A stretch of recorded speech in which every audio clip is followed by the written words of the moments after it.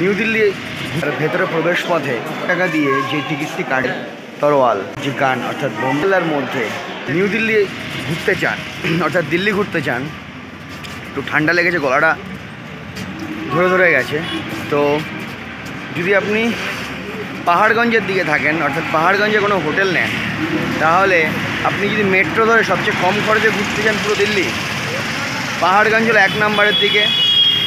আপনাকে এই যে ওভারব্রিজটা আছে, মানে এই ওভারব্রিজটা হেঁটে একদম পার হয়ে তাহলে আপনি 16 নম্বর প্ল্যাটফর্মের ওপারে অতিক্রম করবেন, তাহলে টিকিট লাগবে না। নাহলে স্টেশনে, এই যে আমার এই পাশে আছে স্টেশন, এই স্টেশনের দিক দিয়ে যেতে গেলে আপনাকে প্ল্যাটফর্ম টিকিট নিতে হবে, সময়ের ব্যাপার আছে, হয়তো 5 টাকায় হয়ে যাবে, কিন্তু লাইন দিয়ে আপনাকে কাটতে হবে। আর যারা ইউটিএস আছে, ইউটিএস ব্যবহার করবেন, তাহলে ওখান থেকে চলে যেতে পারবেন, সামান্য কম হাঁটা লাগবে। আর যদি মনে করেন যে না, আমি লোক অনেক আছে, লাইন দিতে হবে, দিক্কত আছে, তো আপনি এই ফ্লাইওভার একটু জিজ্ঞাসা করে আসবেন, একটু হেঁটে চলে আসেন এপার থেকে আপনি মেট্রো ধরে নেন, ধরে লালকেল্লার পাশে আছে জামা মসজিদ, চলো চাঁদনি চক মেট্রো স্টেশন ঘুরে নেন। 10 টাকা টিকিট নেবে, 10 টাকার বিনিময়ে আপনি মেট্রোতে খুব কম খরচে পৌঁছে যেতে পারেন লালকেল্লা দিল্লির। তো চলুন, আজকে আমরা এখন লালকেল্লায় যাচ্ছি। এখন লালকেল্লায় চলে এসেছি প্রায়। আচ্ছা, মেট্রো নিউ দিল্লি যে স্টেশন আছে, সেই স্টেশন থেকে আপনাকে মেট্রো ধরতে হবে। যদি চাঁদনি চকে নামেন, চাঁদনি চক থেকে পায়ে হেঁটে মাত্র 5 থেকে 10 মিনিট, 10 মিনিটও লাগবে না পৌঁছে যাবে। সবাই বলছিল 10 মিনিট লাগবে, কিন্তু অ্যাকচুয়ালি 10 মিনিট লাগছে না, ভিড়ের জন্য। চাঁদনি চকে একটা মার্কেট, তো মার্কেটের মধ্যে দিয়ে হেঁটে আসতে হয়, তা প্রচুর ভিড়, ওই ভিড়ের মধ্যে থেকে আসার জন্য একটু সময় লেগেছিল, কিন্তু আদারওয়াইজ রাস্তা এমনি ফাঁকা। আমার সামনেই চলে এসছে এখন আমাদের লালকেল্লা। তো ভিতরে দর্শন করব, মানে ভেতরটা দেখবো আর কি, ভেতরটা এন্ট্রি ফি কত আছে, কি ব্যাপার, কি নিয়ম, কেমন কি দেখতে, চলুন পুরোপুরি জানাচ্ছি। এখন আমরা লালকেল্লায় প্রবেশ করেছি। লালকেল্লার প্রবেশের জন্যে ভেতরে যদি মিউজিয়াম সমেত দেখেন, মানে পুরো মিউজিয়ামটা এবং বাইরে দুটো মিলে দেখেন, তাহলে পার হেড জনপ্রতি 80 টাকা টিকিট যদি ভারতীয় হন। আর যদি কিনা শুধুমাত্র এমনি ভেতরটা ঘোরেন, তাহলে 50 টাকা টিকিট জনপ্রতি। আরেকটা জিনিস বলি, সবচেয়ে ভালো ইনফরমেশান, মিউজিয়ামের জন্য বিকেল 4টে পর্যন্ত টিকিট পাওয়া যায়, তারপরে কিন্তু আর টিকিট পাওয়া যায় না। কেমন? ফরেনারদের জন্যে বাইরের এন্ট্রি ফি 600 টাকা, আর ভেতরের এন্ট্রি ফি অর্থাৎ মিউজিয়াম সমেত 950 টাকা। এই হলো টোটাল প্রবেশ মূল্যর সিস্টেম। এখন আমরা লালকেল্লার ভেতরে প্রবেশ করছি। মিউজিয়ামের ভেতরে যদি ক্যামেরা করা যায় অবশ্যই ক্যামেরা করব, জানি না, ভেতরে ঢুকে আমি দেখছি। লালকেল্লার ভেতরে প্রবেশ পথে দুপাশেই কিন্তু অনেক দোকান আছে, দোকানে আমি যাওয়ার আমার সময় নেই, আর আশা করি ভেতরে দাম বেশি হবে বাইরের থেকে। আমি লালকেল্লার ভেতরে প্রবেশ করছি, কারণ আমার 4টে প্রায় ঘড়িতে বেজে গেছে, আমি তখন টিকিটটা কেটেছি তার আগে। এখন ভেতরে না ঢুকে সব কিছুই না দেখি, তাহলে পুরোটাই দেখতে পারবো না। হ্যাঁ, তাহলে এখানে একজনের সাথে দেখা হলো, উনিও ইউটিউব বলে বুঝতে পেরেছেন, তার জন্য হাই করেছেন। যাই হোক, আমরা এখন মিউজিয়ামের ভেতরে প্রবেশ করব। চলুন মিউজিয়ামের ভেতরে। 80 টাকা দিয়ে যে টিকিটটি কাটবেন, বেশ খানিকটা ভেতরে আসতে হবে, একটু জিজ্ঞাসা করে আসবেন। খুঁজে পাওয়া একটু চাপের ব্যাপার, কারণ আপনাকে অনেকটা আসতে হবে, মানে ভেতরে খুব বড় এরিয়া লালকেল্লার। সেখানে এসে তারপরে টিকিট দেখাতে হবে, বা লোককে জিজ্ঞাসা করবেন যে মিউজিয়ামটা কোথায় আছে, তাহলে আপনি বলে দেবে যে এইদিকে, সেই দিকে এসে তারপরে ঢুকবেন মিউজিয়ামে। এই যে এটা হলো বো অ্যান্ড অ্যারো, আগেকার দিনের তীর এবং ধনুক, এই তীর এবং ধনুক। আর এটা হলো বাহাদুর শাহর তরোয়াল, এটা বাহাদুর শাহর তরোয়াল দেখছেন এই মিউজিয়ামটার মধ্যে, এই রকমই আছে। চলুন ওপাশে কি আছে দেখা যাক। এই যে লালকেল্লার ভেতরে এই রকম ছোট্ট ইট দিয়ে গাঁথনি করে দেওয়ালটা কিন্তু তোলা। এটা হলো বাহাদুর শাহ জাফরের তরোয়াল।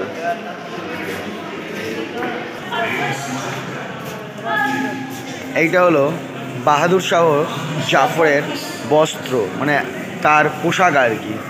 এখানে লেখাই আছে বাহাদুর শাহ জাফরের, এইটা হলো পোশাক। আর এইটা আছে হলো রানীর পোশাক, মানে ওনার বেগম, ওনার যে রানী ছিল বা স্ত্রী ছিল তার পোশাক। এইটা হলো আগেকার দিনের যে গান অর্থাৎ বন্দুক আছে, সেই বন্দুক এবং ছোট্ট তরোয়াল বা ওই দিকেও একটা হাত তরোয়াল, এইগুলো হলো আগেকার দিনে।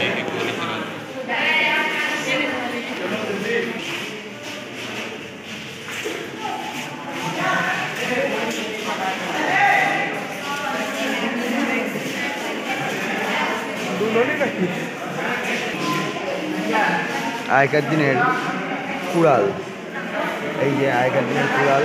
আর এইটা হলো বড় বন্দুক P88, আর ওটাও একটা বেশ বড় বন্দুক। Sword and sheath of the Netaji Subhash Chandra বোসের তরোয়াল। এটাই সেই ঐতিহাসিক বিখ্যাত স্যার নেতাজি সুভাষচন্দ্র বোসের তরোয়াল।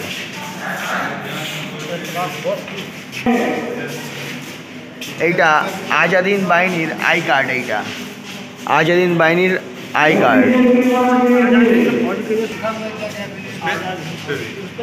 INA ফৌজের মেডেল, এইগুলো হলো ভেতরে আজাদিন ফৌজের মেডেল বা পদক।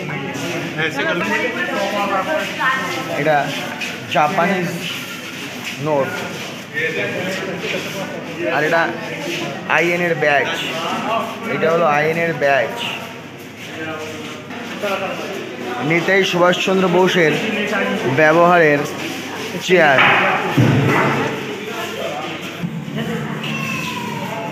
এটা INA-র ব্যাজ। এইগুলো INA-র সব ব্যাজ, নেতাজি সুভাষচন্দ্র বোসের সব এইগুলো যে আজাদিন ফৌজ ছিল তার বিভিন্ন রকম ব্যাজ। একটা গ্যালারি আছে, এই গ্যালারির মধ্যে বিভিন্ন হাতের কাজের জিনিস। এটাও কিন্তু আমাদের ইসের মধ্যে অর্থাৎ লালকেল্লার মধ্যে।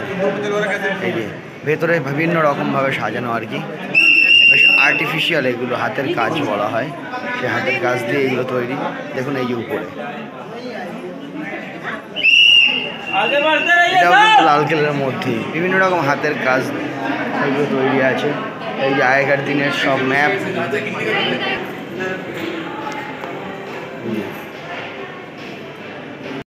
এই যে লালকেল্লার দেওয়াল, এই যে পাঁচিল চারি সাইড দিয়ে এই দিক দিয়ে গেছে। আমরা এই যে একদম শেষ প্রান্তে পেছনের দিকে এখন এসেছি। মিউজিয়াম, যে 80 টাকায় মোট 3টে মিউজিয়াম দেখা যাবে, আর একটা ফ্রি মিউজিয়াম আছে।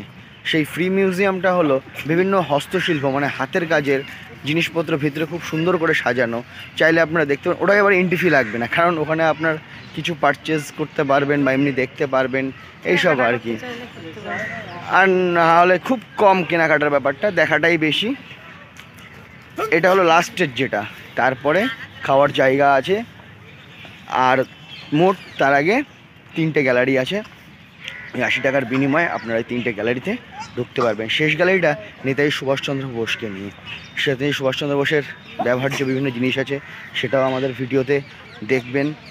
কিন্তু কিছু কিছু ছবির মাধ্যমে আছে, মানে ছবি তোলা। সেটা অরিজিনালটা কিন্তু আমাদের কলকাতায় আছে, নেতাজি সুভাষচন্দ্র বোস স্যারের বাড়িতে এলগিন রোডে। সেখানে চাইলে গিয়ে আপনি কিন্তু দেখতে পারেন।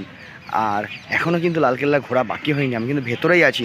গলার সাউন্ডটা হয়তো একটু খারাপ আসছে, কী করবো, ঠান্ডা লেগে হয়েছে, হ্যাঁ এরও লেগে গেছে। আমি প্রত্যেক দিন ওষুধ খাচ্ছি, কারণ মথুরা বৃন্দাবন পুরো ঘুরে তারপরে এই দিল্লি আসা, এখান থেকে আবার আগ্রায় যাওয়া। ঠিক, ওয়েদার চেঞ্জ হচ্ছে তো, কুয়াশা। আমরা একটা জায়গা চেঞ্জ করছি, প্রত্যেকটা জায়গা আমরা চেঞ্জ করছি, এক দিন 2 দিন করে থাকছি, 3 দিন থাকছি।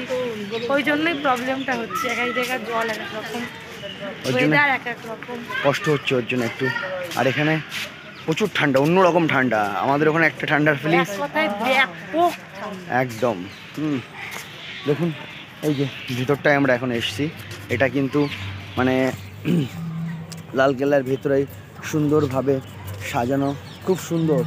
এই যে পেছনে কিন্তু এই আমার মিউজিয়ামগুলো, আর এই পাশটা এই যে লালকেল্লার গেট, ওই দিকে কিন্তু ফোর্সের মানে লালকেল্লাটা বেশ কিছুটা কিন্তু সেন্টার ফোর্সের আন্ডারে আছে, ওই যে ওই পাশটা আছে।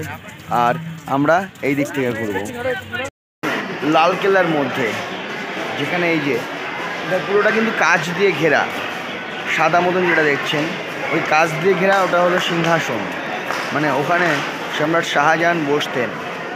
আর এইটা পুরোটা বিল্ডিংটাই কিন্তু লাল বেলে পাথর দিয়ে তৈরি, লালের মধ্যে সাদা কম্বিনেশনটা কিন্তু খুব ভালো লাগছে। আর এই সিংহাসনটা কিন্তু অনেকটাই উঁচু, কাঁচ দিয়ে ঘেরা, জানি না কতটা দেখাতে পারছি, বেলা পড়ে আসছে একটু। আর এই যে ভেতরে পুরো লাল বেলে পাথর দিয়ে এইগুলো তৈরি, পুরো ডিজাইনগুলো আমি আপনাদেরকে দেখাচ্ছি যে কারুকার্যগুলো কেমন কি। এইটা হলো প্রবেশ পথ এবং বাহির পথ, এটাই হলো লালকেল্লার মেইন বলবো দরওয়াজা, ফটক, প্রবেশদ্বার, যাই বলুন না কেন। আর এই দুই পাশ থেকে কিন্তু এই দোকানগুলো সুসজ্জিত।